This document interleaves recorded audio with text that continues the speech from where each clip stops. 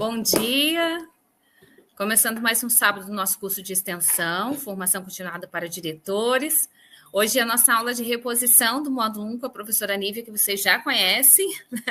A gente vai falar um pouquinho sobre as normas gerais para os diretores escolares. E até um tema interessante nesse feriado de hoje, né?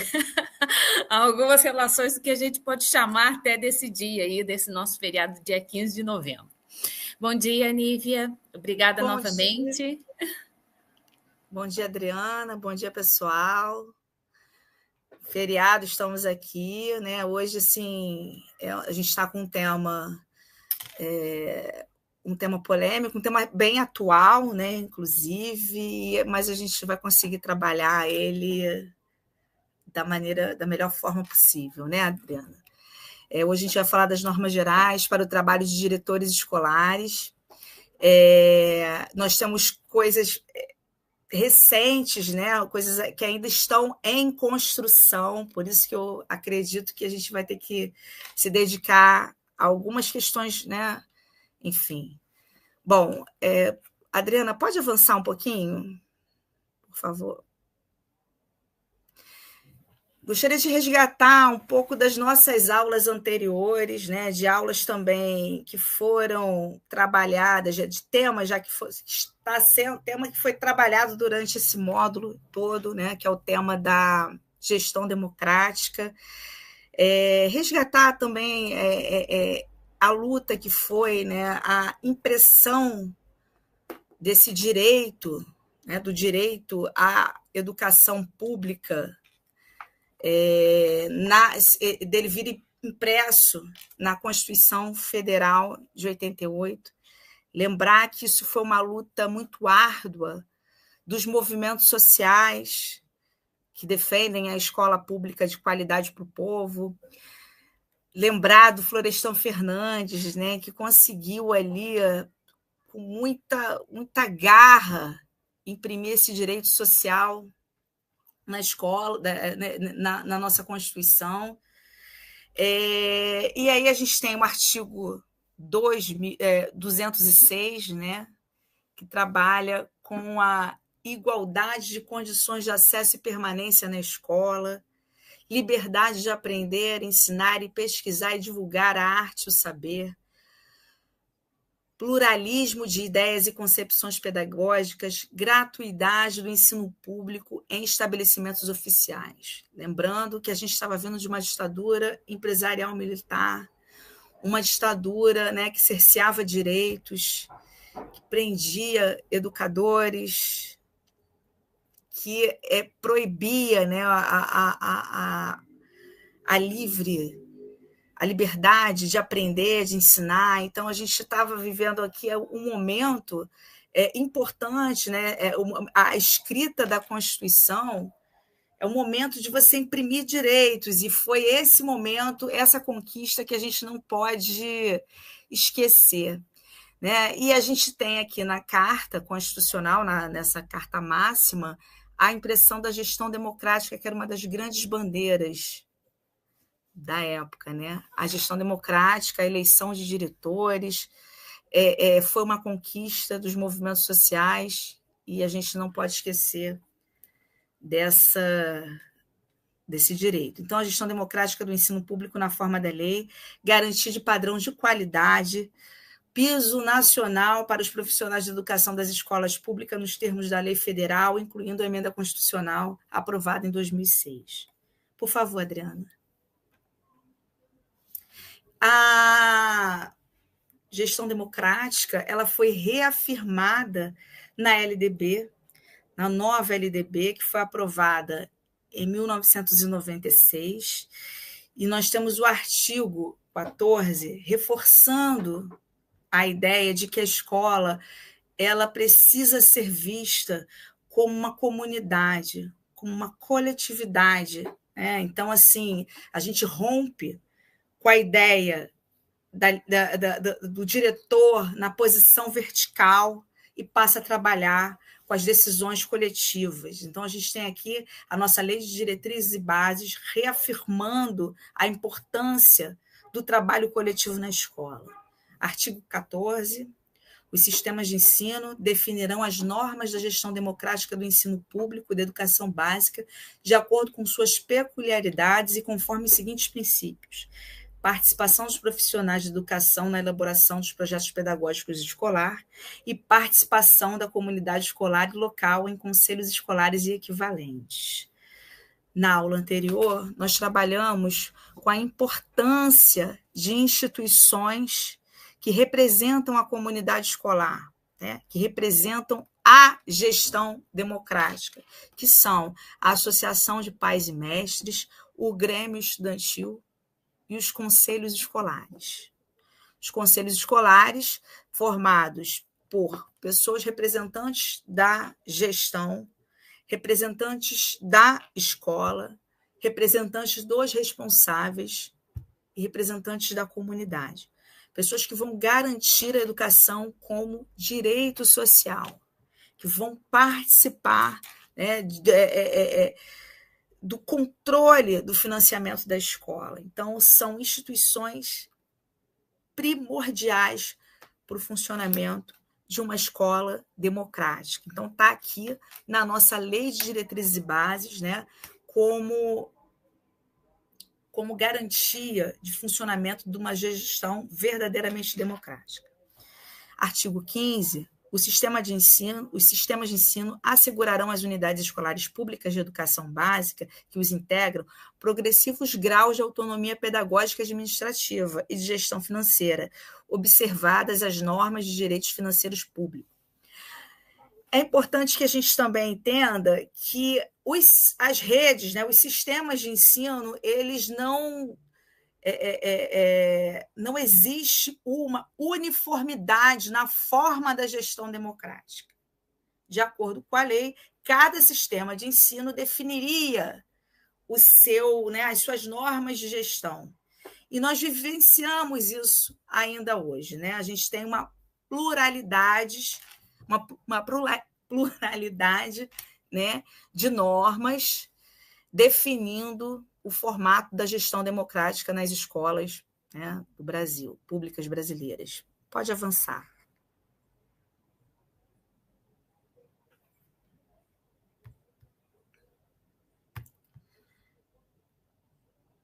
Bom, dentro dessa linha cronológica, né, a gente teve a Constituição em 88. A Constituição foi o nosso grande marco, né, o marco que vai definir a gestão democrática como nosso eixo para as escolas públicas do Brasil. Depois a gente tem a reafirmação desse princípio e o princípio sendo melhor definido, melhor estruturado no PNE de 2014 a 2024. Por que a gente trabalha ainda com esse PNE? Esse PNE ele foi reatualizado, a gente precisa de um outro Plano Nacional de Educação, ele está em discussão, mas o PNE 2014, 2024 ainda está em vigor até dezembro deste ano. Então, a gente ainda trabalha ele como uma grande referência. Nesse PNE, nós tivemos o princípio da gestão democrática reforçado na meta 19, gestão democrática no âmbito da escola pública. Só um minuto. Associada à consulta pública e a critérios técnicos de mérito e desempenho. A gestão democrática, então, ela é um princípio, mas não existe uma uniformidade de modelos de gestão democrática. Então, a gente tem aqui uma meta estabelecida no Plano Nacional de Educação para que os sistemas educacionais apliquem a gestão democrática, né, e tendo como principal eixo a eleição de diretoras e diretores, não mais por indicação política, como era comum no passado, mas em função de critérios técnicos e mérito e desempenho. Isso aqui também é uma questão que vai agora ser atualizada, né, nas normas que ainda estão sendo discutidas, né? Daqui a pouco a gente comenta sobre esse elemento, né? Mérito e desempenho. Gostaria só de comentar que na meta 19 foram estabelecidas algumas estratégias para que os estados e municípios passassem a trabalhar com essa perspectiva de implementação da gestão democrática. Então, a gente tem aqui,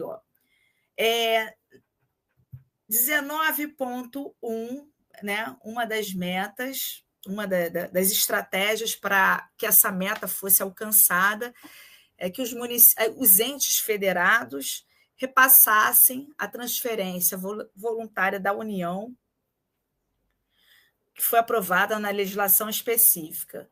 19.2, ampliar os programas de apoio à formação de conselheiros à consulta de controle social do Fundeb, ou seja, né, ampliar essas instituições que formam os conselheiros fiscais desse fundo público destinado à educação. Incentivar a construção de fóruns permanentes de educação para coordenar conferências municipais, estaduais e distritais.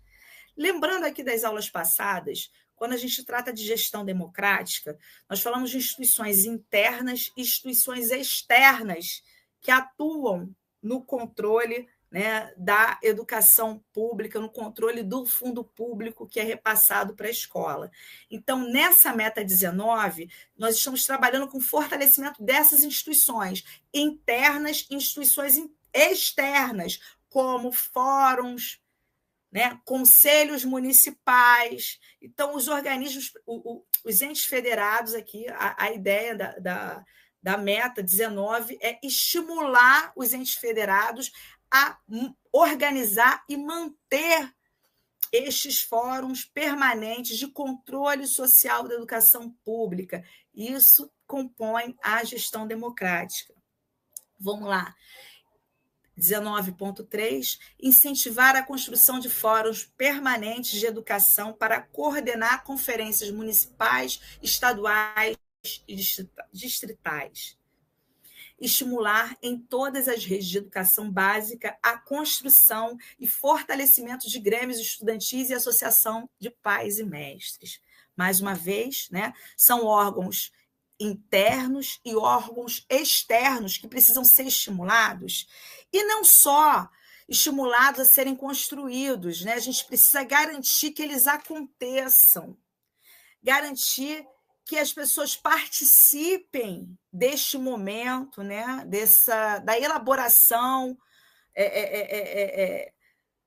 do currículo, da elaboração das grandes discussões sobre a escola.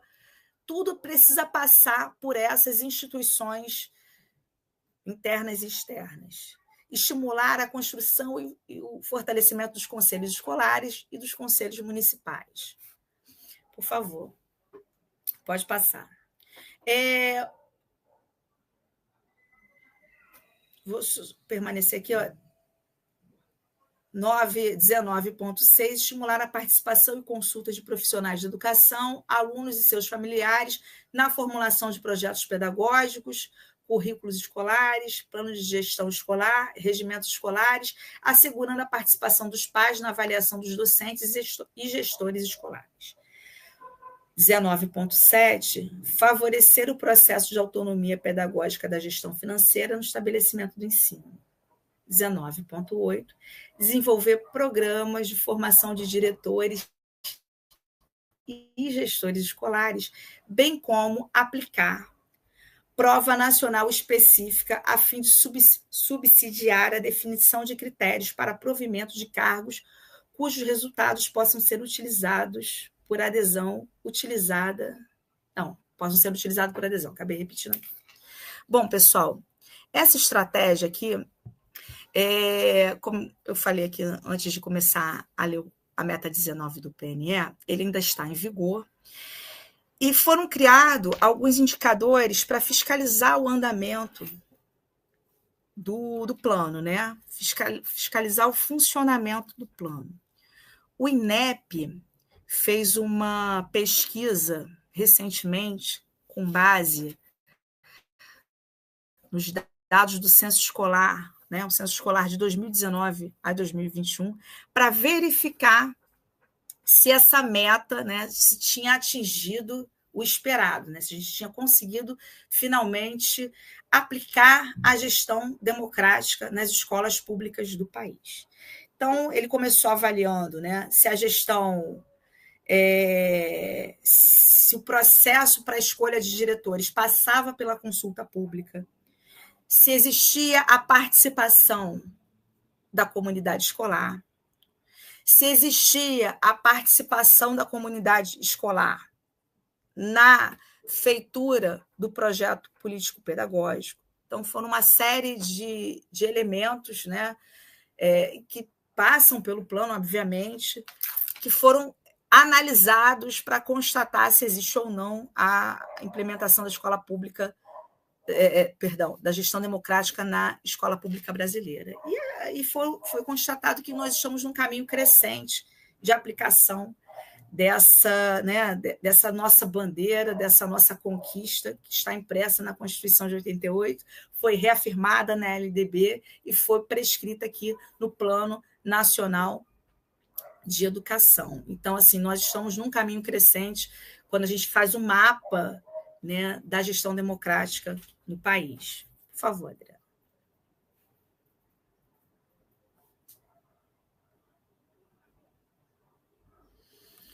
Uma outra normativa, né, que vai reafirmar a importância da gestão democrática nas instituições de ensino é o Fundo Nacional de Educação Básica, o Fundo de Manutenção e Desenvolvimento da Educação Básica, né? Essa lei que renova o Fundeb, a Lei 14.113, de 25 de dezembro de 2020, ela vai trazer como condicionalidade a importância, né, de se implementar a gestão democrática. Então, a gente tem aqui, a Lei 14.113, de 25 de dezembro de 2020, apresenta como uma das condicionalidades para a complementação financeira do valor aluno-resultado a utilização de critérios técnicos de mérito e desempenho para o provimento de cargo de gestor escolar. Para garantir o repasse do fundo, os estados e municípios devem garantir provimento do cargo ou função de gestor escolar de acordo com critérios técnicos de mérito e desempenho, ou a partir de escolha realizada com participação da comunidade escolar dentre candidatos aprovados previamente em avaliação de mérito e desempenho. Ou seja, a tendência é de que haja uma consulta pública, assim, um indicativo, né? Como eu disse a vocês, não existe uma normatização universal.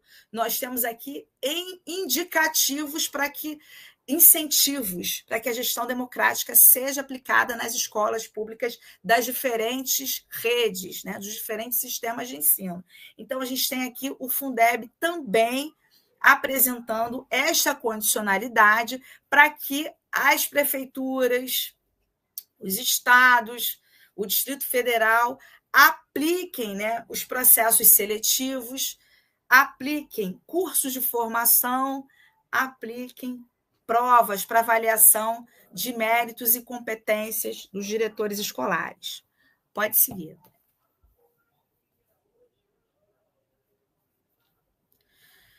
Bom, no estado do Rio, nós temos essa, né, disposição aqui, essa lei 7.299, de 3 de junho de 2016, que dispõe sobre o estabelecimento de processos consultivos para indicação de diretores e diretoras adjuntas das instituições de ensino integrantes da rede da Secretaria do Estado de Educação e da Fundação de Apoio à Escola Técnica, FAETEC. Então, aqui a gente também tem uma legislação que regulamenta o processo seletivo dos diretores escolares. O princípio da gestão democrática está presente na Constituição, na LDB, no PNE, vigente até 2024. Só um minuto que eu preciso carregar aqui, colocar minha bateria. E já retorno.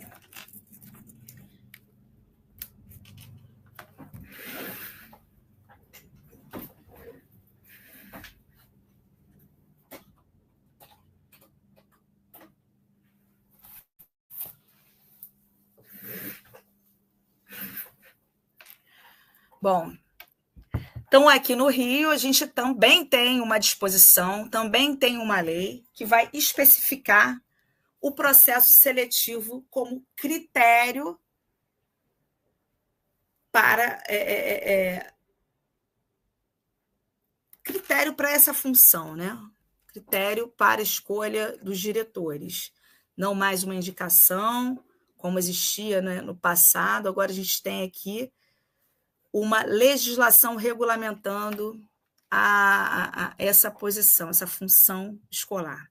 O princípio da gestão democrática está presente na Constituição, na LDB, no PNE, vigente até 2024 e no novo Fundeb.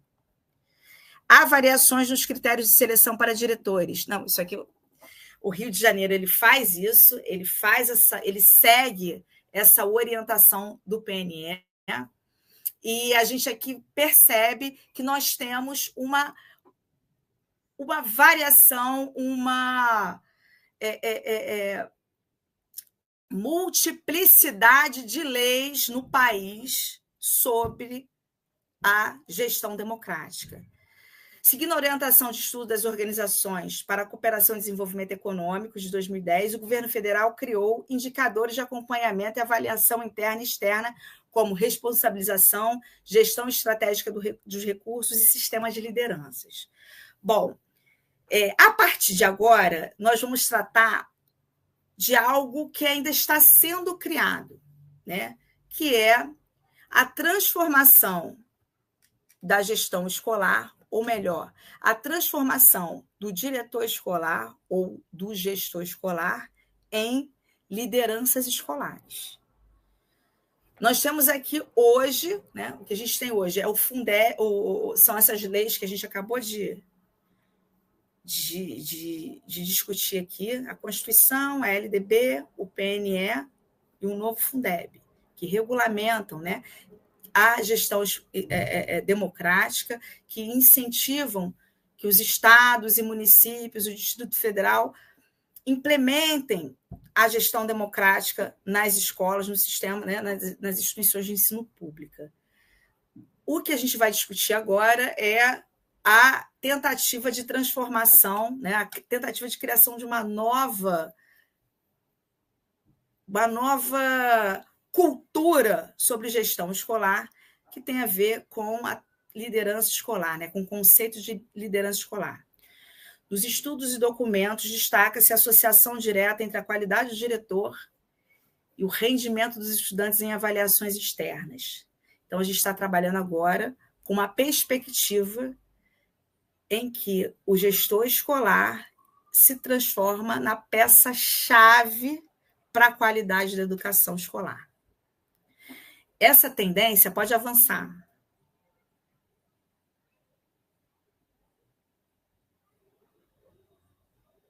Essa tendência ela vai culminar, né, numa matriz curricular, uma matriz de competências para diretores escolares, que nós vamos abordar no final dessa exposição, mas ela vem sendo trabalhada já há algum tempo, vem sendo trabalhada, né, desde 2010, ela é um tema recorrente entre as organizações que fazem parte do bloco que discute políticas educacionais, né? Então, a ideia de que a modernização da educação passa pela gestão escolar. A ideia de que é preciso centrar na transformação escolar para garantir a modernização de toda a instituição. Então, nesse sentido, os protagonistas da reforma são os gestores escolares. Essa é uma perspectiva que vem sendo abordada por órgãos internacionais como OCDE e Unesco. No bloco anterior, eu trabalhei com um estudo, né, apontei ali, né, o estudo da OCDE de 2010, que traz, né, não é só esse relatório, a OCDE está há alguns anos trabalhando com a ideia de que o gestor escolar, um bom gestor escolar, é responsável por uma escola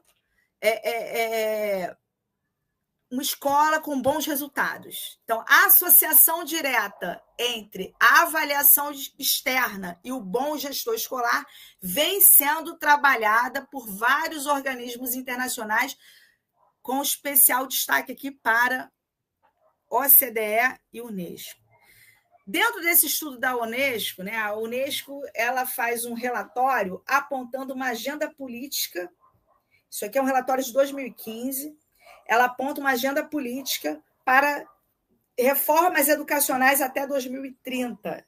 E nesse relatório, ela destaca o papel dos novos diretores, ou seja, as reformas que precisam ser feitas nos países que queiram modificar sua, né,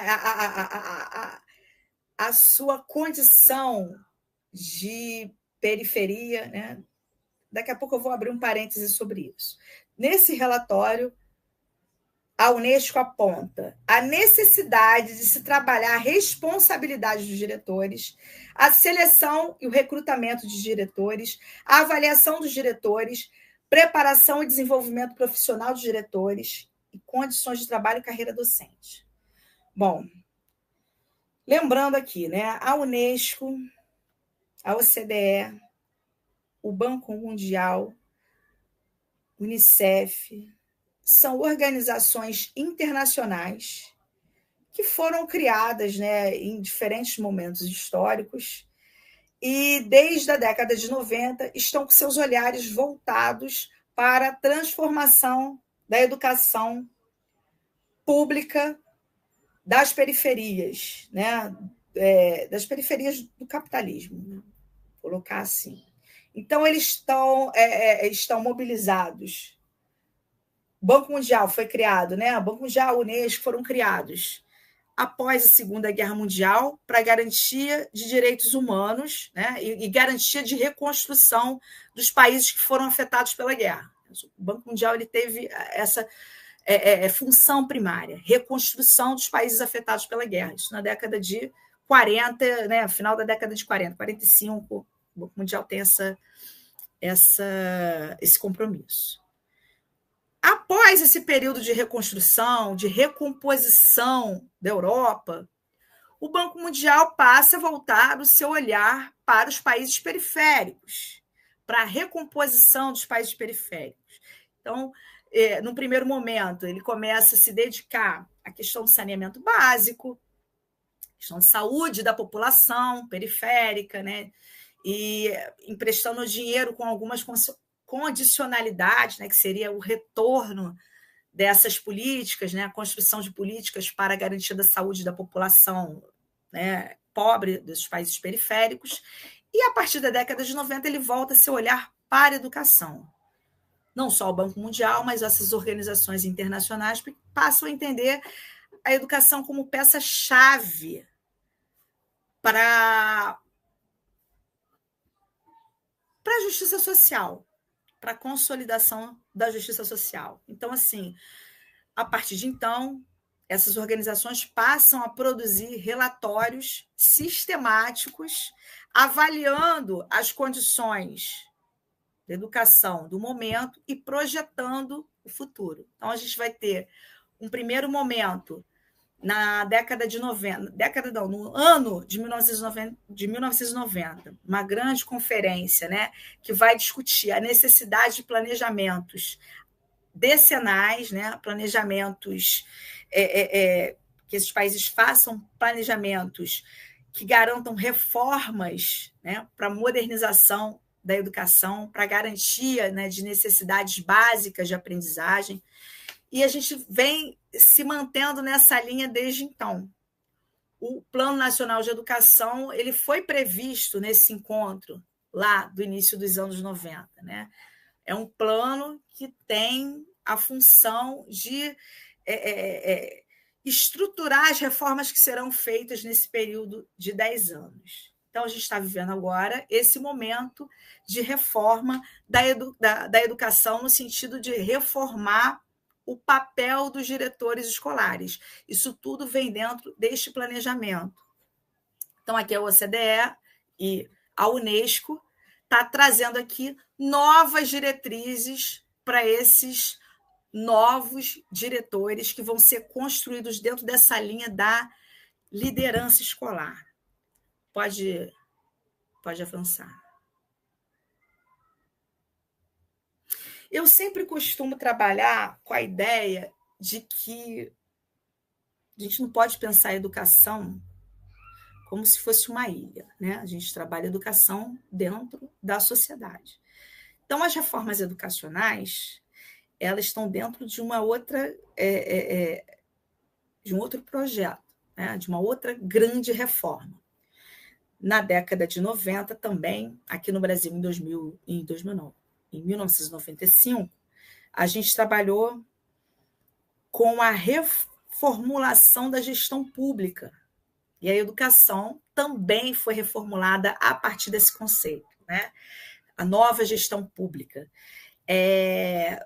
Na época, o presidente da época era o Fernando Henrique Cardoso, ele convidou um grande intelectual, né, que foi responsável por essa reforma, Bresser Pereira, né? Ele vai fazer uma reestruturação de todos os serviços públicos, né, de todas as instituições públicas. Então, ele vai trazer um novo olhar sobre a organização pública, né, tentando superar, né, isso aí não é uma crítica minha, isso aí foi dito pelo próprio Bresser Pereira e por todos os defensores dessa reforma estrutural da aparelhagem estatal, é assim que é chamada essa reforma.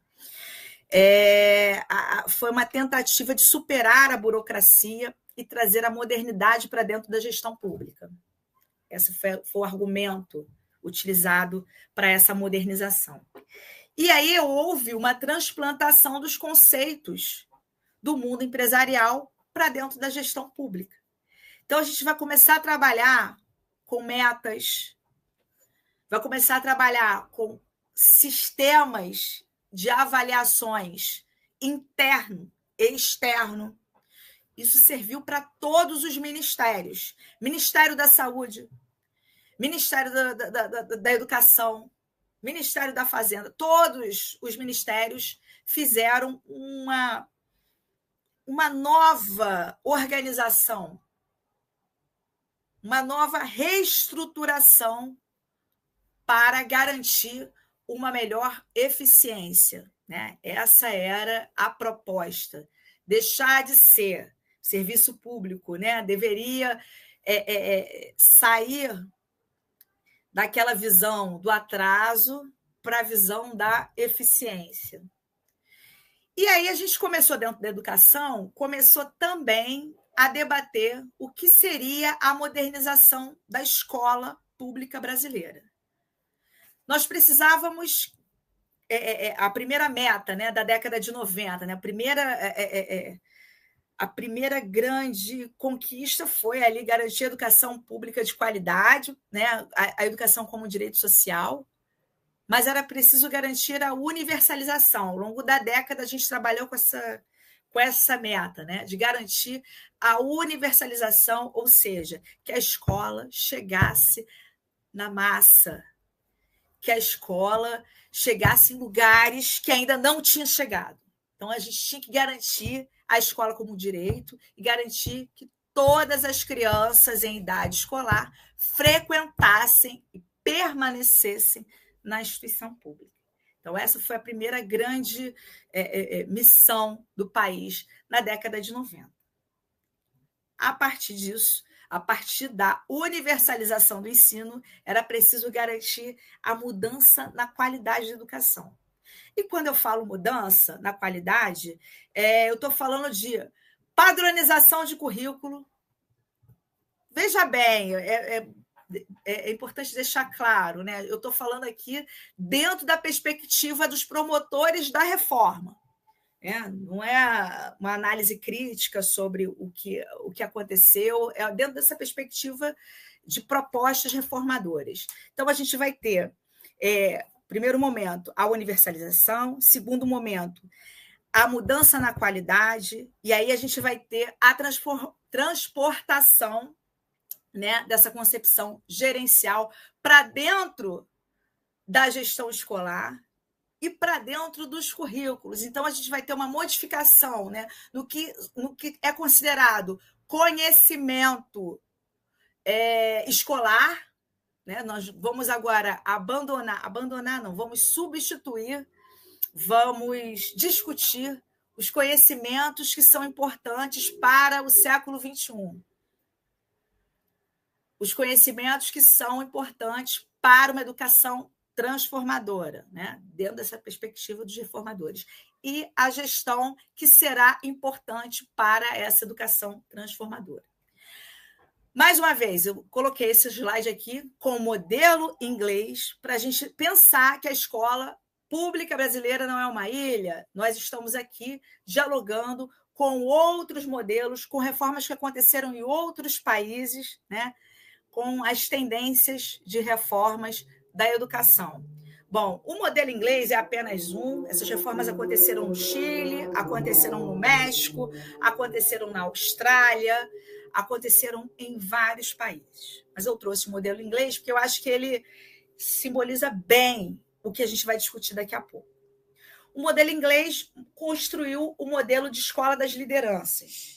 E a ideia, né, é de construir um novo papel para os diretores escolares para essa escola do século XXI. O modelo inglês ele começa a ser adotado na década de 80.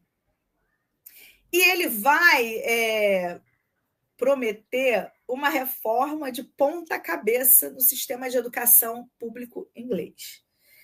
E aí a gente vai ter, primeiro, uma mudança na concepção de diretor escolar. O diretor escolar, ele deixa de ser o diretor, né, que está ali dentro da escola, se comunicando com a comunidade, apenas com a comunidade escolar, né, alunos, responsáveis, né, a ideia daquele diretor burocrata, para se transformar na liderança escolar. Para que essa concepção mude, foi necessário a criação não só de uma nova cultura, mas a criação de instrumentos que ajudasse essa nova cultura a ser implementada. Então, eles vão começar a criar indicadores para avaliação da qualidade do ensino. Essa mudança na cultura do diretor, ela vai começar pela associação direta entre o perfil do diretor e a qualidade da aprendizagem. O diretor passa a ser a peça-chave, passa a ser o elemento fundamental para o funcionamento da boa escola. Não é o professor, não é a estrutura, não é o orçamento, é o diretor escolar, peça-chave para a qualidade do ensino. Bom, para avaliar isso, a Inglaterra cria os indicadores, cria um sistema de mensuração dessa qualidade. Então, eles vão criar, primeiro, a mudança de concepção, né? Inclusive, quando eu falo de mudança de cultura, eu falo até de linguagem. Né? O diretor passa a ser líder, passa a ser chamado de líder. Então, tudo isso é um complexo, né? A mudança ela precisa ser material e subjetiva. Então, é um complexo de novas instituições para que tudo funcione dessa forma. Então, eles vão criar isso aqui, década de 80 e década de 90. Eles vão criar um grande banco de dados, vão reunir várias informações, né, o maior número de informações possíveis, né, questionários, sistema de avaliação sobre a escola pública inglesa. E ali eles vão passar a monitorar a qualidade a partir destes dados. Então, a gente vai ter, nesse momento, né, de transformação, mudança na concepção do diretor escolar, criação de indicadores para o monitoramento dessa qualidade de ensino, a mensuração da aprendizagem, né? Neste momento, a gente vai ter a criação das avaliações externas. Quando eu digo externos, não estou falando nem de nível internacional, estou falando de externa à escola. A partir dali, nós vamos ter a criação, né, dessas avaliações que vão avaliar a qualidade da escola e vai avaliar no nível de competição entre escolas, né? Monitoramento do trabalho dos diretores escolares e uniformização da formação dos diretores escolares. A partir desse momento, nós vamos ter criação de escolas de diretores escolares. A Inglaterra criou um escritório padrão na educação, em 92. Esse escritório ele promovia inspeções nas escolas para verificar o trabalho do diretor. Ou seja, nós temos aqui agora 2 instrumentos.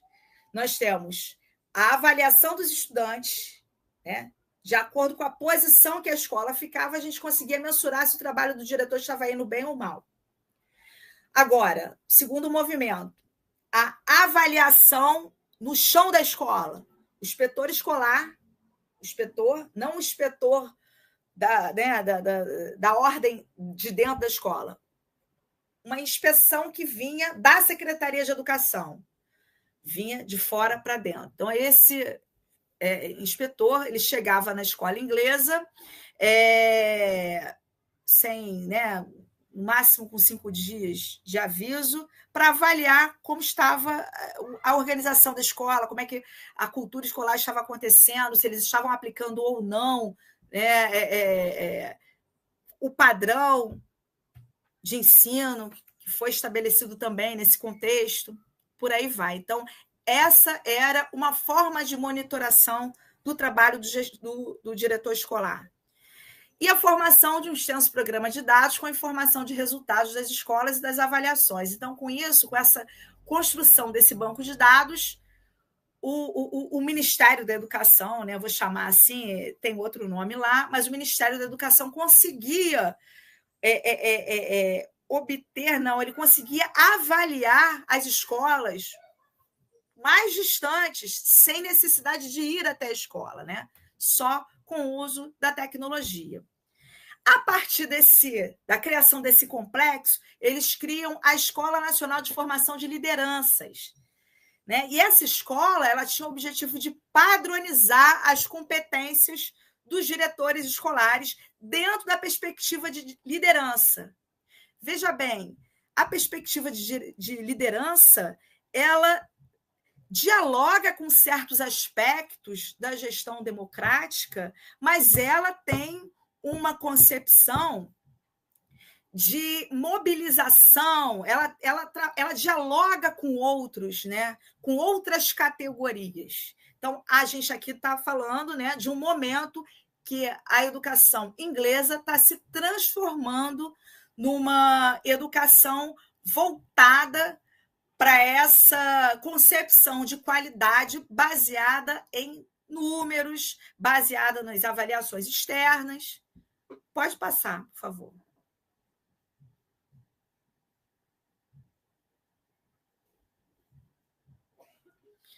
Bom, eu fiz aqui uma compilação do conteúdo programático que era aplicado nessas escolas de formação de diretores na perspectiva de liderança.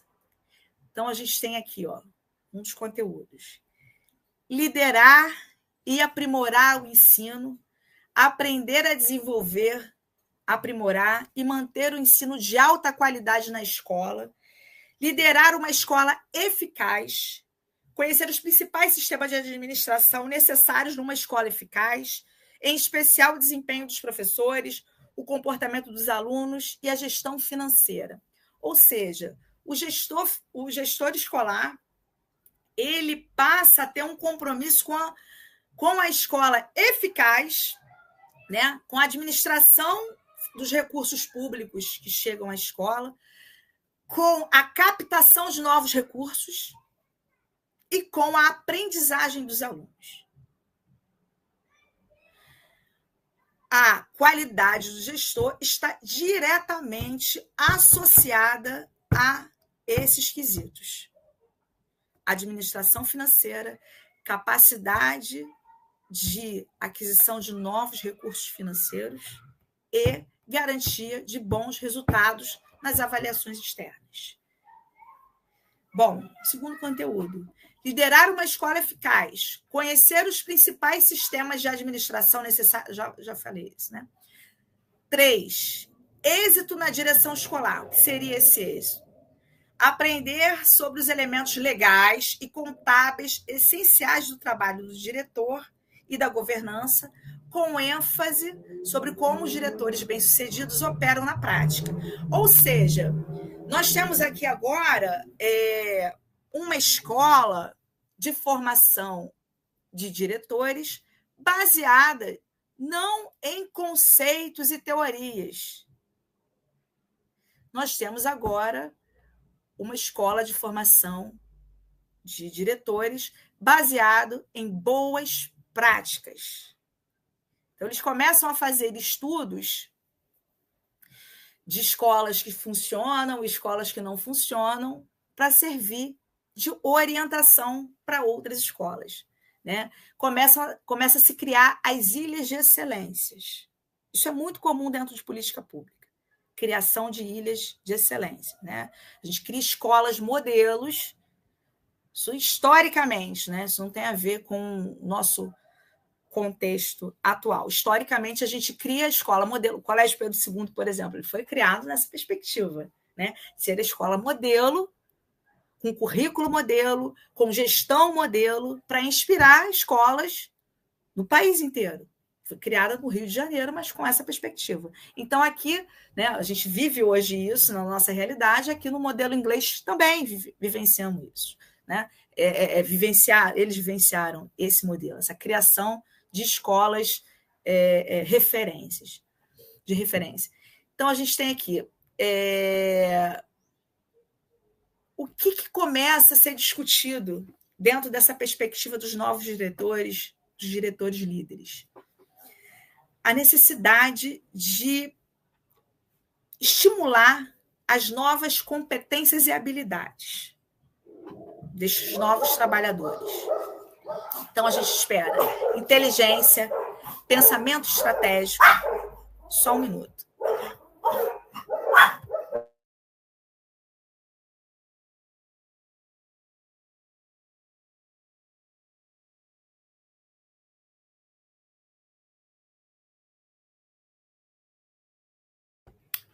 Desculpa, gente, porque se minha cachorrinha, se ela ficar dentro, ela atrapalha, se ficar fora também. Então, por isso que eu optei por ficar dentro, porque eu tenho um maior controle sobre ela. Voltando aqui. Sobre as competências e habilidades esperadas pelos novos diretores, né? Para os novos diretores. Inteligência, pensamento estratégico, leitura de situação, identificação de problemas, leitura de pessoas, ouvir conselhos, enxergar e aproveitar oportunidades, desviar-se e mergulhar, refletir e mudar de rumo, dominar as tarefas a ser executadas, fazer lição de casa, saber como as coisas funcionam, fazer perguntas certas, administrar pessoas e administrar crises. Entendendo que a gente vive, né, num mundo em crise, né, muitos anos, né, inclusive, né, não é uma exclusividade brasileira, as crises econômicas, as crises políticas. Então, a escola ela é atravessada por tudo isso. Por isso, o novo diretor precisa desenvolver competências e habilidades para enfrentar crises que são externas, né? Crises externas não, que são que envolvem, né, que atravessam a escola. Né? Quando eu digo externa, porque a escola não pensa só o pedagógico, não pensa só o administrativo, ela está lidando com o mundo. Né? Pode avançar, por favor.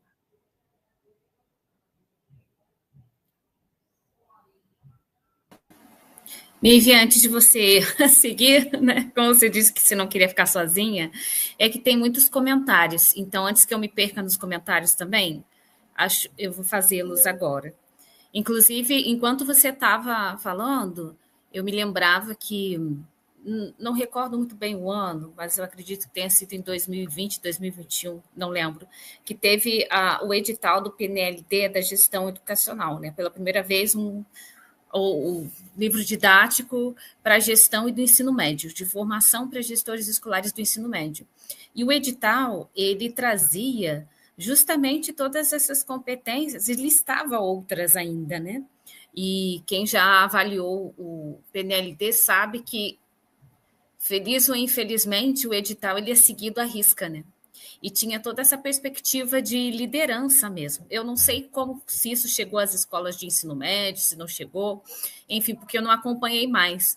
Mas é muito curioso, enquanto você falava em todas essas questões da liderança, do aprender, do desenvolver, o quanto o edital, para formar gestores escolares, estava nessa perspectiva, né?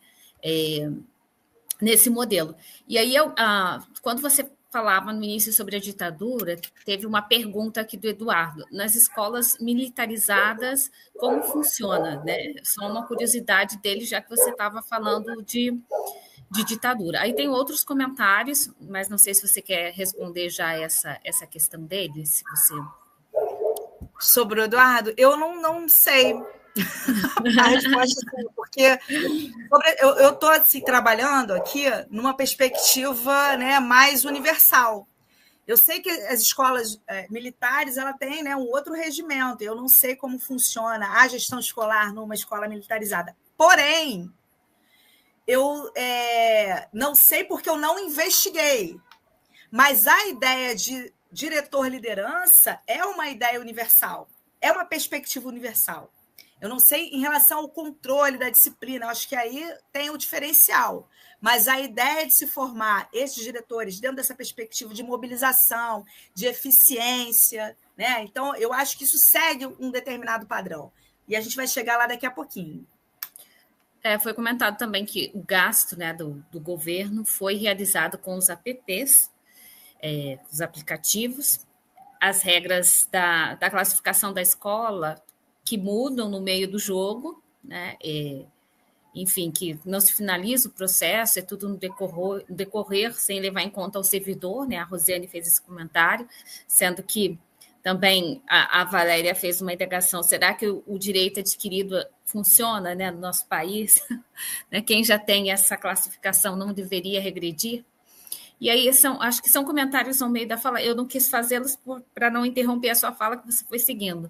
Mas acho importante, né, as reflexões que vão gerando, vão nos mobilizando, né, na forma de mudar a gestão, ou, né, que mudança de gestão que seria ideal, né? Deixa eu ver se tem alguma outra questão aqui. A Cíntia comentou que ela está passando por essa questão de classificação, né? Que em janeiro a escola dela foi para A, na nova classificação caiu para B, e ela vai perder uma adjunta que não ficou nem só um ano, né? Então é surreal essas coisas, até mesmo das avaliações, e que acaba sendo uma luta solitária porque ninguém se pronuncia. E aí a Valéria também comentou que essa mudança já é para março, ou seja, com o ano em curso, né? A professora certamente ela perdeu o dinheiro ao assumir o cargo, né? Assumir o cargo, e eles querem justamente isso, né? Ninguém se oferecendo para gerir, vão sendo indicadas pessoas, né? E enfim, na questão da punição para quem luta por uma educação de qualidade, ainda tem isso, né?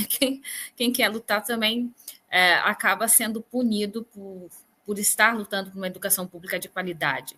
E aí é desanimadora a falta de comprometimento com a educação, né? Tem alguns outros aqui. Não sei se eu vou conseguir fazer todos, porque são muitos, né? Acho que eu vou ler aqui os últimos, de repente. o Eduardo também fez quando você falava de ser o diretor, né, a questão não pensar em financiamento, etc., verba, né, organização da SEDUC, incentivo aos alunos, família, não, é tudo diretor. É até uma contradição, né, pensar em gestão democrática, mas se culpabilizar ou se responsabilizar o indivíduo que é o diretor. A Polly fez um comentário que gerir é muito difícil, a questão dos números, né, que são sempre valorizados. Gestão de pessoas é um universo de pluralidade, com ele ideias múltiplas. Erradicar ruídos, mudar cultura é um desafio. Se todos os gestores, ou a maior parte, fracassam segundo os critérios numéricos, o gestor estadual cai. Como ele é avaliado, né? Como ele vai ser avaliado? Se é esta gestão tão democrática, né? É uma contradição mesmo, né?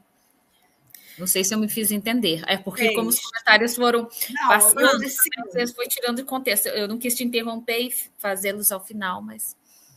Olha, mas me interrompa, porque eu sou uma professora que adoro quando o aluno levanta a mão. Assim, eu paro de falar imediatamente, porque a voz do outro me faz refletir. Então, eu já estou pensando em outras coisas aqui que eu nem estava pensando antes.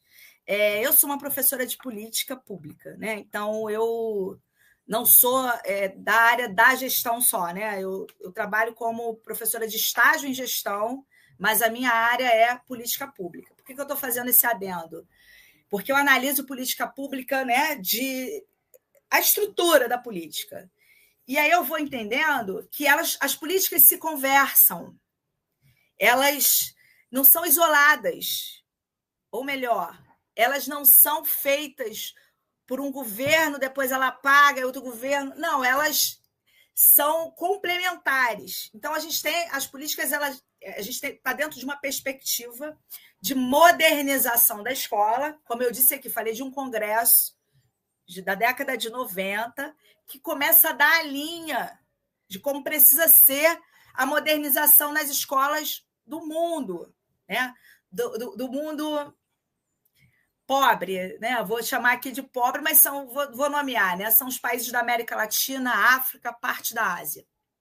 Então, como essas reformas precisariam ser encaminhadas? Foram definidos isso. E a gestão é uma das peças chaves. A modernização não só do método de gestão, isso foi apontado em vários documentos, em vários estudos feitos por esses organismos internacionais que eu trouxe aqui ainda agora, né, que eu trouxe aqui no início da nossa exposição. Ou seja, assim, reforma do ensino médio, avaliação externa, para tudo isso acontecer, é necessário uma reforma radical na gestão escolar. Então, por isso que eu estou trazendo o modelo inglês, né? Não é o primeiro, não é o único, eu trouxe apenas um. Isso está sendo aplicado no mundo. Né? Outra coisa que eu gostaria de chamar a atenção, apesar de eu falar de documentos que se referem, né, à periferia do capitalismo, isso não acontece só na periferia do capitalismo, isso acontece nas escolas públicas do mundo, ou melhor, nas escolas voltadas para as classes menos favorecidas. A ideia de que você pode fazer reforma sem alterar muito o orçamento público, o fundo público, o investimento público. Então, a gente vai trabalhar dentro dessa perspectiva. A nova gestão pública conversa com essa nova gestão escolar. Quando eu trouxe aqui a reforma gerencial do Estado, reforma que foi implementada em vários aparelhos do Estado, ela também foi aplicada à escola pública. O que é essa reforma, Nívia? Vocês sabem muito mais que eu. Essa mensuração pelas avaliações externas, as metas que são estabelecidas, a pontuação das escolas. Desculpa, professora, eu esqueci o nome da professora que comentou que a escola perdeu, saiu da classificação A para B, né?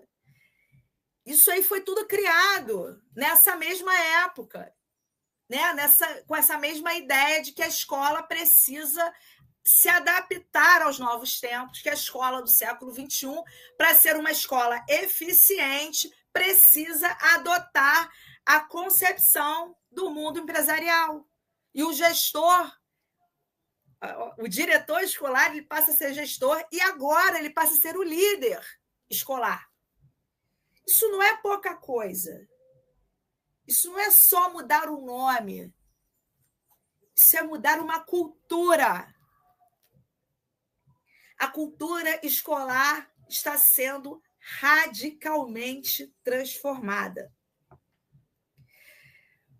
Vamos lá. Pode passar.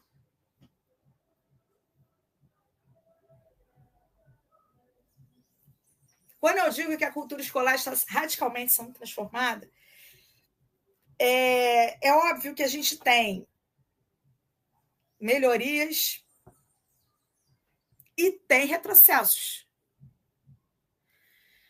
No início dessa exposição, e eu acho que durante o curso inteiro, né, eu via o programa do curso, então outros professores, né, outras professoras vieram aqui também enfatizar a importância da gestão democrática. Gestão democrática é uma coisa assim, defendida por todos nós. Não à toa, porque ela foi cara. Vocês imaginem o que é sair de uma ditadura militar. Né? Vamos pensar aqui nas grandes escolas. O que é você ter um diretor progressista ser perseguido, um diretor progressista ser retirado do seu cargo de diretor, porque suas ideias são incompatíveis com o sistema. Então, a importância de colocar, de imprimir na Carta Constitucional, nesse novo momento democrático, a gestão democrática. E aí ela não só foi impressa, como ela foi reafirmada por outras leis, por outras normas. Só que nós não temos um sistema nacional de educação. Então, a gente tem orientações para que os entes federados apliquem a gestão democrática. E como ela vai ser feita? Então, a gente teve aquele planejamento, que ainda está em vigor até 31 de dezembro desse ano, ele ainda está em vigor, por isso que a gente está trabalhando com ele como referência. Né? Então, a gente tem a meta 19, meta, né? Projetando que todos os entes federados criem instituições e se movimente para aplicar, não só para começar, mas para garantir que a gestão se desenvolva, né, dentro dessa perspectiva da democracia. Então, são grandes avanços, né? Essa normativa aqui que a gente trabalhou até agora são grandes avanços dentro dessa perspectiva da implementação da gestão democrática e da manutenção. Agora, em 2020, foi criado, né, a base comum para as competências dos diretores escolares. Aqui sim a gente vai ter que trabalhar um pouco de calma esse documento, porque é um documento que ainda não foi homologado, mas é um documento que serve de referência para os entes federados criarem normativas para o estabelecimento da gestão escolar. Então, a ideia básica aqui é trazer uma padronização, uma uniformização sobre a cultura do gestor escolar.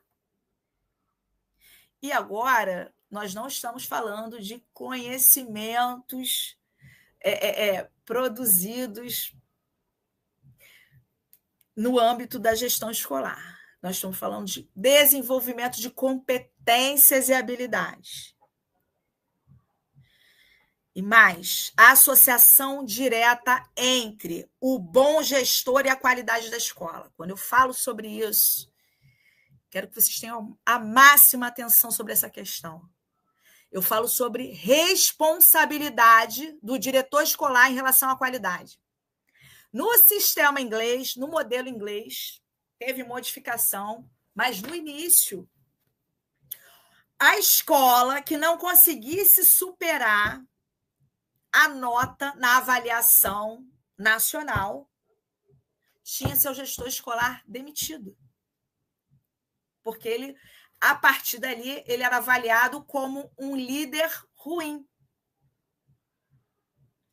Então, a nota da escola era associada à qualidade do diretor. Esse era o principal indicativo do bom gestor e do mau gestor. Não estamos falando mais de diálogo com a comunidade externa, diálogo com a comunidade interna, com capacidade, né, de envolvimento da comunidade dentro, né, do projeto político-pedagógico. Não, a gente está falando ali da avaliação externa ser associada à qualidade da gestão. Esse foi o modelo inglês, que, né, depois de um tempo vai sofrer, né, críticas e adaptações, mas foi o modelo que começou a inspirar o debate sobre liderança escolar aqui no Brasil e no mundo, né?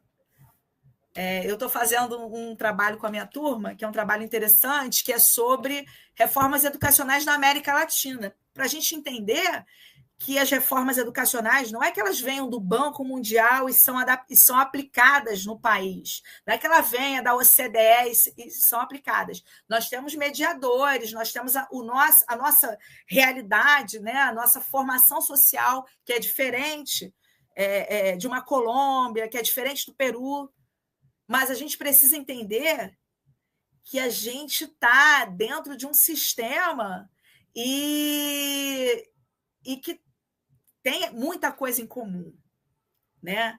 Então, assim como as reformas elas não são isoladas dentro do tempo, elas também não são isoladas dentro do espaço, né? A gente tem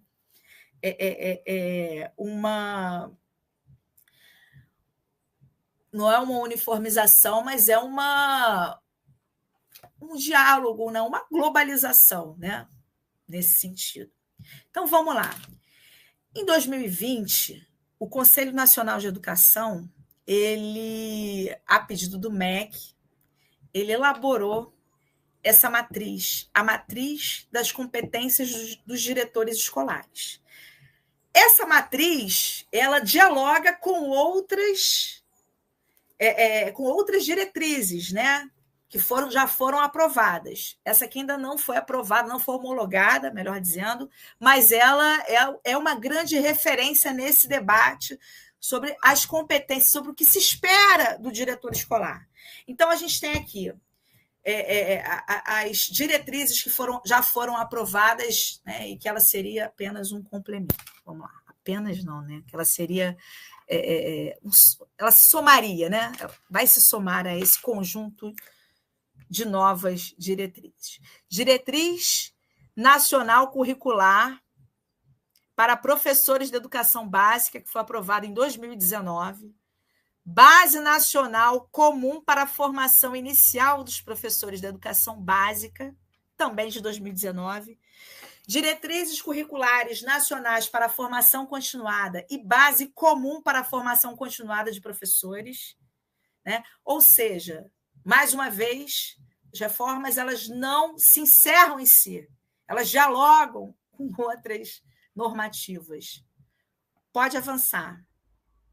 E a Base Nacional Curricular Comum, né, que padroniza ou que dá uma uniformidade básica no currículo em nível nacional. Então, todas elas estão ali dentro desse...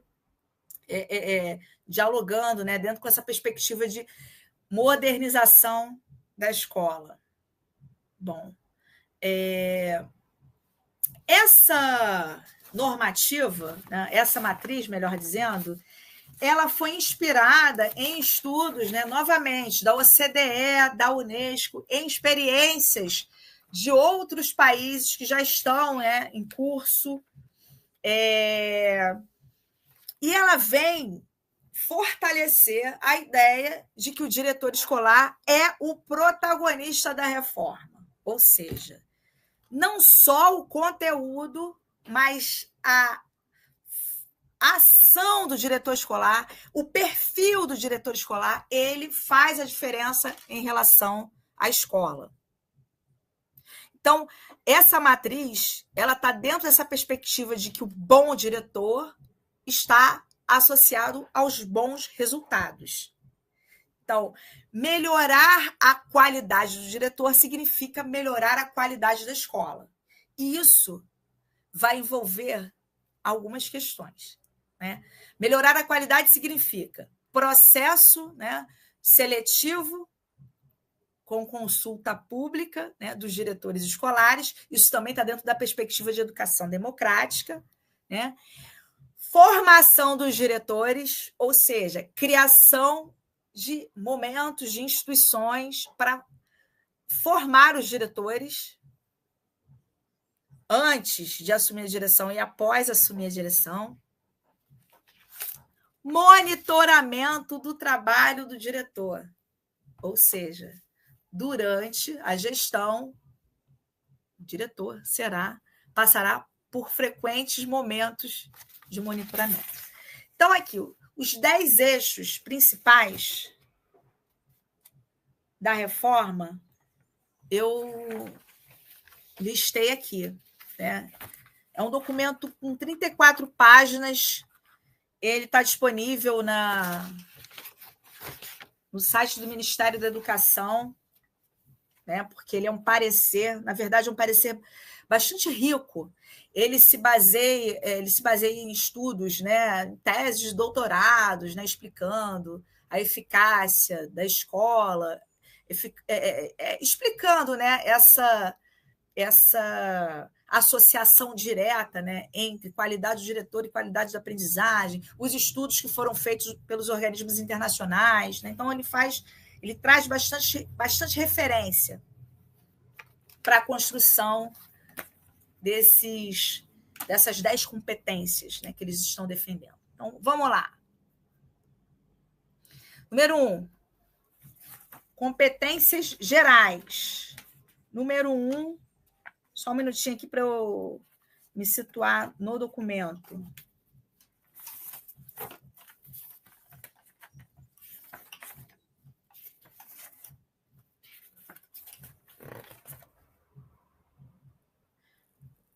Competências gerais dos diretores escolar.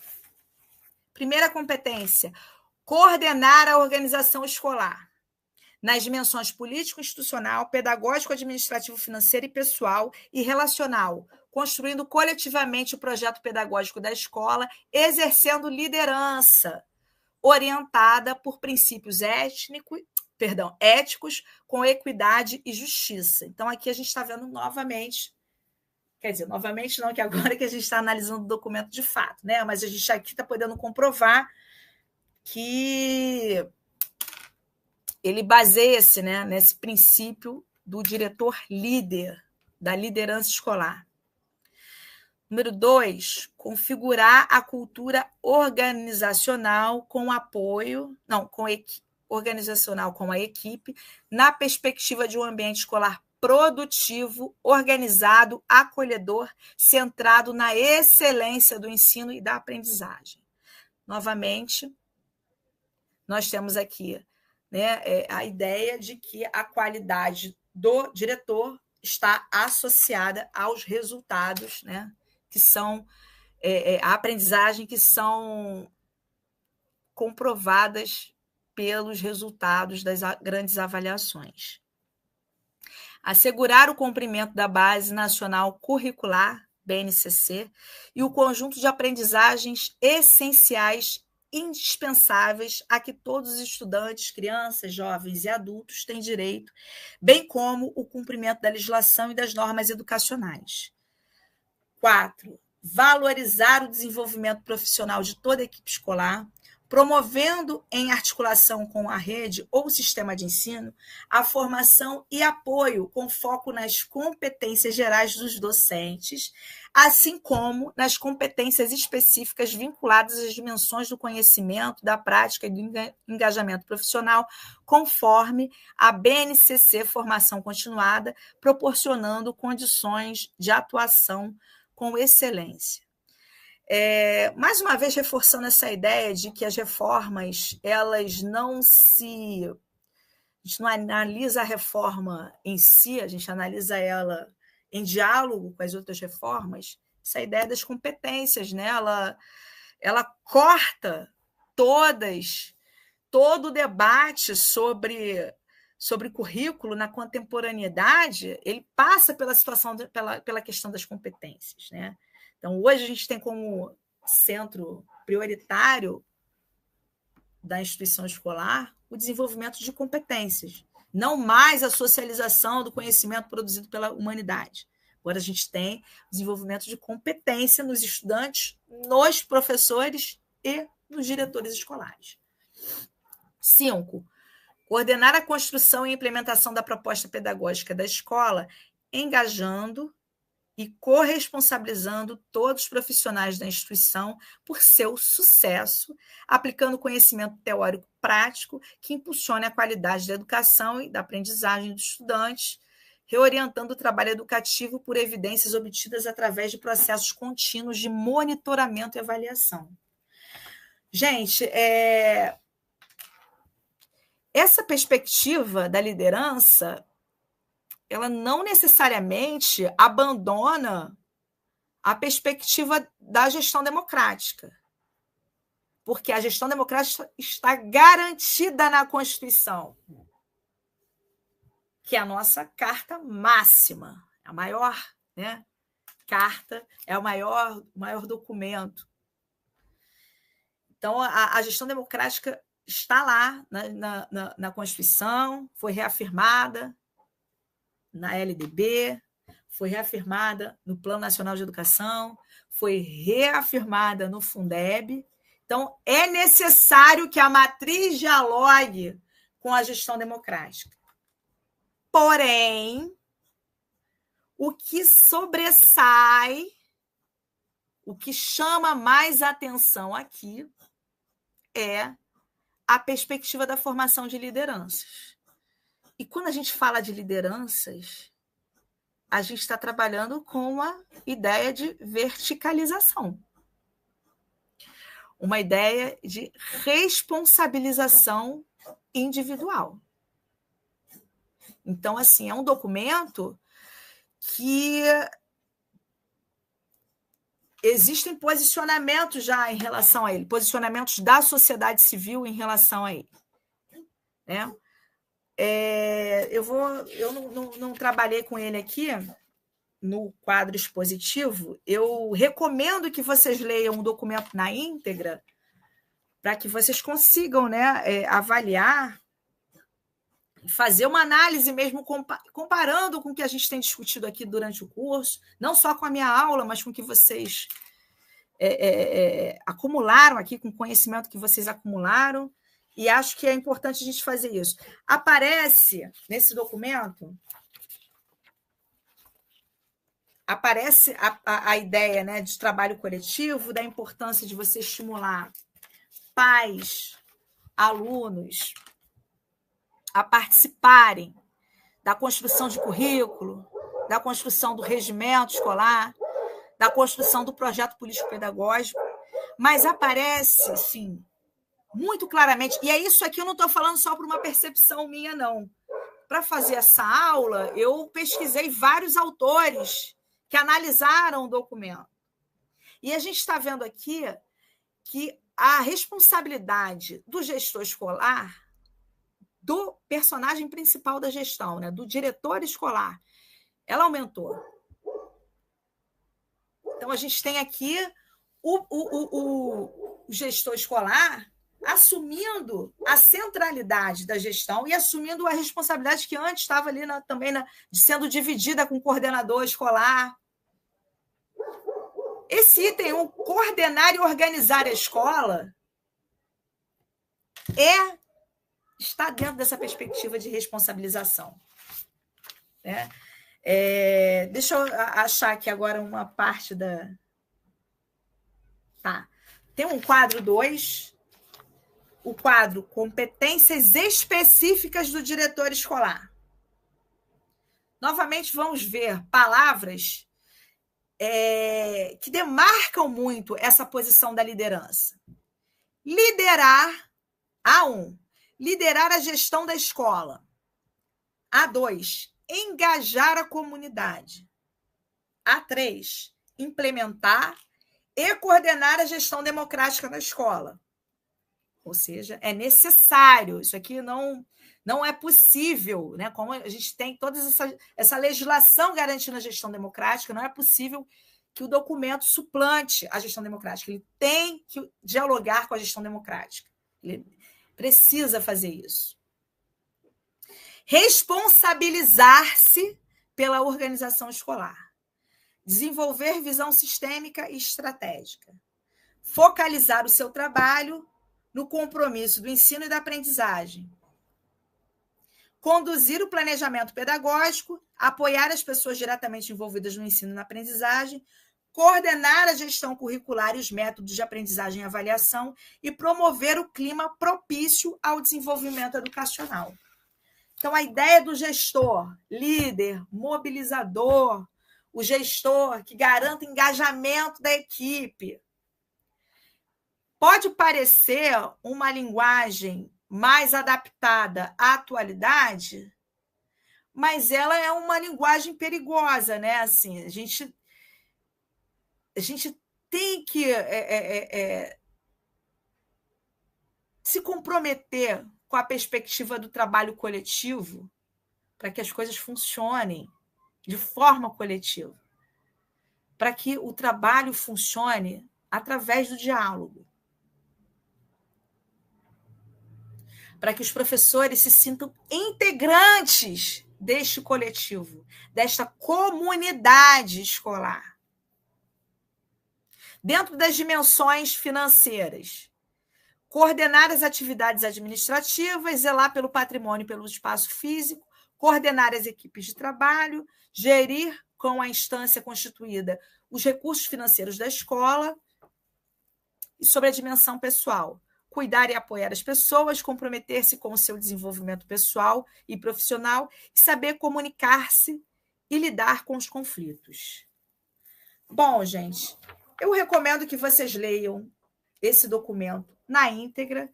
É um documento extenso, mas é bastante detalhado, né? Eu acho, assim, um documento bem honesto, porque eu gosto quando trazem referências, quando apontam com clareza, né, o que está sendo defendido. Eu acho que ele é bem honesto nesse sentido. Então, acho que eu recomendo que vocês façam a leitura integral desse documento de 34 páginas.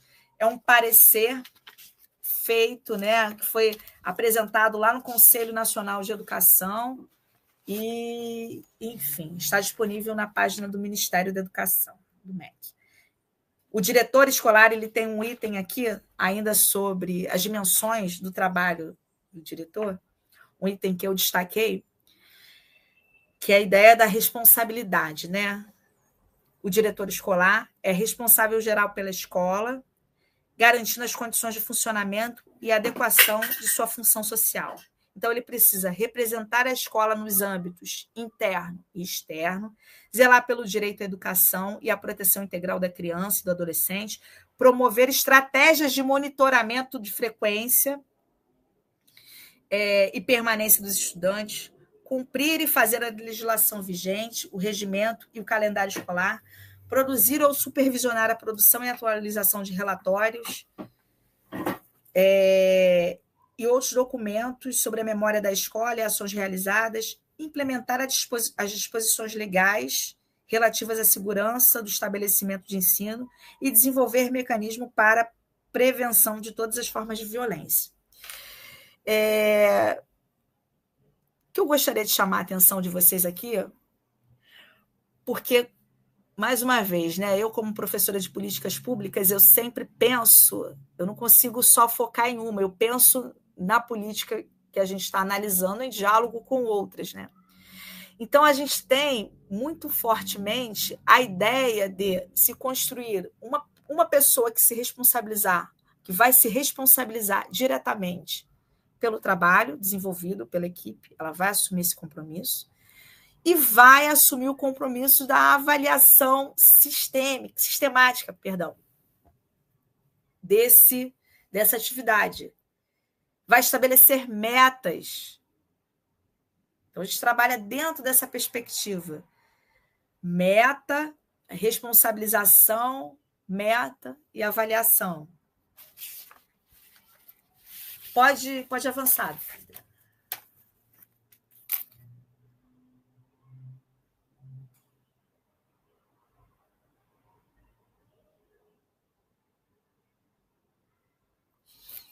Né? Competência 6, realizar a gestão de pessoas e dos recursos materiais e financeiros, garantindo o funcionamento eficiente e eficaz da organização escolar, identificando e compreendendo problemas com postura profissional para solucioná-los. A responsabilização no interior da escola. Buscar soluções inovadoras e criativas para aprimorar o funcionamento da escola, criando estratégias e apoios integrados para o trabalho coletivo, compreendendo sua responsabilidade perante os resultados esperados e desenvolvendo o mesmo senso de responsabilidade na equipe. Gente, esse é um ponto interessante, né? Porque quando a gente fala de responsabilidade da equipe, é sobre divisão de responsabilidades e que tem a ver com a gestão democrática. Na aula que a gente discutiu o princípio da gestão democrática participativa, nós falamos exatamente sobre isso. Todos são responsáveis. O diretor e a equipe de gestão, que no caso envolve diretor, coordenador pedagógico, a equipe ela tem uma responsabilidade, mas os docentes também têm responsabilidade. As responsabilidades são divididas. Não é que todos tenham a mesma responsabilidade, né? Existe diferença das responsabilidades. Por isso, a gente, nós ganhamos muito tempo falando da responsabilidade de cada um nessa concepção, de cada categoria. O que faz a associação de pais? O que faz o conselho escolar? O que faz o grêmio? Qual a responsabilidade do docente dentro da gestão democrática? Qual a responsabilidade do diretor escolar? Então, é muito importante que a gente distribua as responsabilidades, que a escola pense dentro desta perspectiva de coletivo, mas não do coletivo apenas de organização de reuniões, mensais, não, anuais. Não, é trabalhar mesmo com construção do projeto político-pedagógico, com definição de projeto, não só o projeto político da escola, mas de projeto para o ano, com o debate sobre a função da instituição escolar, quais são os objetivos daquela escola, qual é a identidade da escola. Isso precisa ser feito de forma coletiva e democrática. Vamos lá. Número 8, integrar a escola com outros contextos, com base no princípio de gestão democrática, incentivando a parceria com as famílias, a comunidade, incluindo equipamentos sociais e outras instituições. Ou seja, é necessário que se dialogue com a comunidade do entorno. Necessário que traga para dentro da escola essa comunidade. Eu vi um documentário sobre uma escola em Padre Miguel, que trazia para dentro da escola a escola de samba.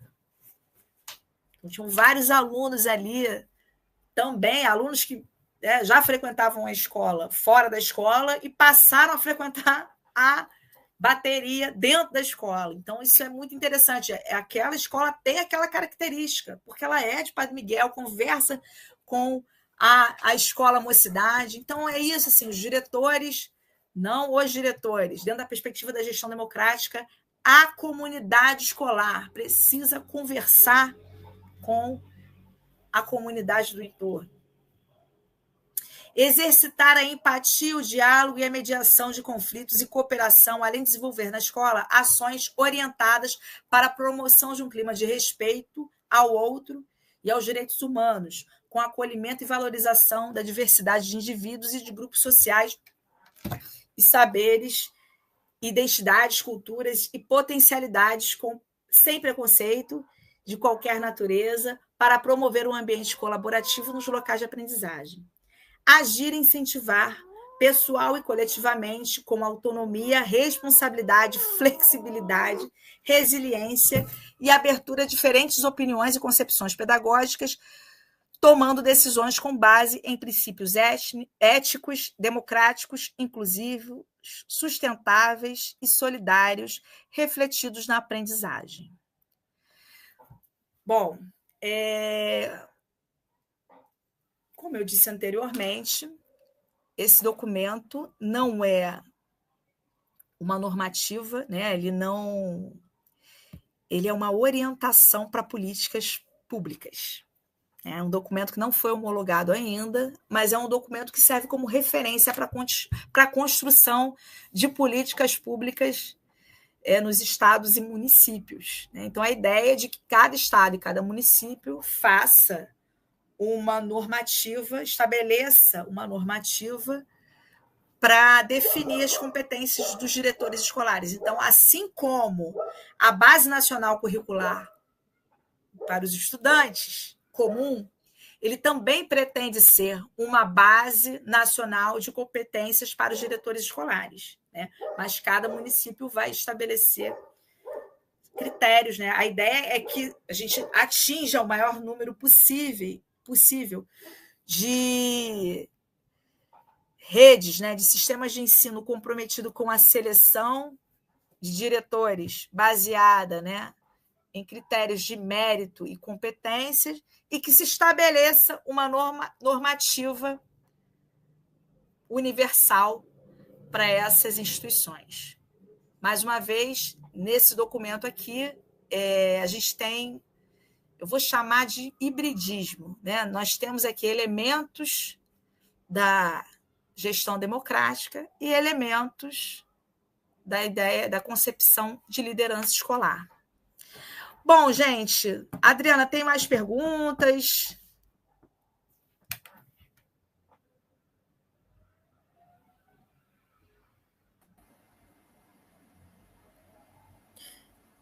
Perguntas não, nós temos muitos comentários só, né?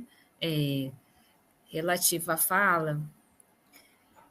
Até a Luciane comentou, né? A ideia implícita parece ser de autoritarismo, visto que na gestão democrática participativa, a vontade do grupo pode divergir da proposta inicialmente apresentada pela gestão em busca de algo melhor, né? E aí tem muitos outros comentários nesse sentido, né, do gestor escolar, que precisa ter condições mínimas para a implementação do seu plano de trabalho, para a possibilidade de sucesso, né? Alguns comentaram sobre a participação da família também, as influências da sociedade, da mídia, no trabalho da escola, né? Todas as questões infraestruturais do gestor, da organização, da logística,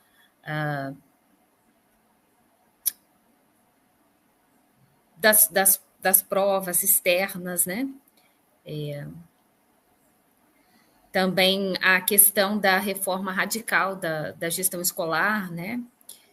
Que deveria ser uma luta para se tentar um diretor pedagógico, um diretor financeiro, um diretor administrativo. Deixa eu ver aqui mais também, né? Que, independente do número de estudantes da escola, o serviço burocrático é o mesmo para todas, né? E que também essa questão, né, se gestores ou a maioria parte fracassam segundo os critérios numéricos, como que vai ser, né? O gestor vai cair, como que ele é avaliado. Então, esse tema gera muitas questões, né? Isso gera. Olha, eu vou te contar, nós estamos falando de uma referência para a construção de política, né? Então, cada estado vai fazer do seu jeito. Tem estado pensando em... Como é que eu vou chamar isso, né? É pegar toda a equipe gestora e colocar nas mãos direta da iniciativa privada. Já existe esse debate, já existe isso acontecendo, inclusive. Então, assim, não é a orientação do Ministério da Educação, né? O Ministério da Educação hoje está construindo guias para poder ajudar, né, na construção dessas competências, guia para ajudar na formação dos diretores escolares. Agora, também nós temos hoje um número de instituições privadas absurdo promovendo esses cursos. Essas grandes fundações, essas grandes corporações promovendo o curso de formação de diretores. Então, assim, a gente tem que ficar com... né, bastante atento a isso, porque esse é um tema que abre para muitas outras questões, né? Como foi dito aí, como foi dito aqui nos comentários. Então, assim, para mim, o grande perigo... Pode continuar, Adriana, que eu já estou finalizando. O grande perigo de tudo isso é a gente, assim, perder a gestão escolar para a iniciativa privada, né? Quando eu digo perder, não é só em relação à formação, não, mas, assim, ter todo o corpo da administração escolar, né, ser entregue a uma empresa terceirizada, né? Isso não é não é a orientação atual, mas assim a gente não pode descartar essa possibilidade, né? Porque tem coisas que a gente diz assim, não, isso não vai passar pela escola. Eu costumo dizer, eu como professora de política, que não tem nenhum dos grandes empresários, né, está interessado na destruição da escola. O interesse é a refuncionalização da escola. A escola, sobretudo o ensino fundamental, que eu acho que o ensino fundamental, lá desde a Revolução Francesa, ele é defendido pela grande burguesia. Não, a gente precisa educar as massas dentro da perspectiva de trabalho que a gente quer. Isso aí é uma perspectiva universal, né? A educação do povo, educação primária do povo. Então, a gente não vai, dificilmente a gente vai ter uma privatização radical da escola a ponto de não existir mais escola pública para o povo, né? Primária. Estou falando de nível superior, não, que isso já é outra história. Mas o problema é que a gente pode ter pequenas privatizações no interior da escola. A gente já está tendo, né? E aí eu acho que a gestão escolar, a gente tem que cuidar muito bem dela. Por enquanto, a orientação, né? Quando eu digo por enquanto, é porque são momentos, né? A política pública é movimento. E a gente, como profissional de escola pública, a gente sabe disso. Quem está no chão da escola sabe melhor do que eu, que ela vai mudando, mudando. Por enquanto, nós vivemos esse momento que a gente tem orientações, né, para uma padronização em relação às competências, à formação de líderes. Agora a gente tem essa matriz tentando padronizar de uma certa forma quais são as competências esperadas para o diretor, mas a gente pode vivenciar um momento, né, que esse gestor não vai ser mais um profissional da educação, não vai ser mais um docente. Esse é o grande perigo.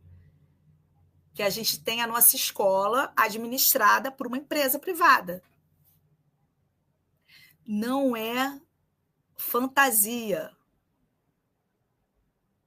Isso pode acontecer. Então, a gente precisa estar muito atento. Acho que esse curso de formação, Adriana, gostaria de agradecer muito mesmo pelo convite. Eu acho que esse curso de formação é um momento importante para a gente pensar sobre isso. Sobre pensar o que é a conquista da gestão democrática. A gente não pode perder isso de vista.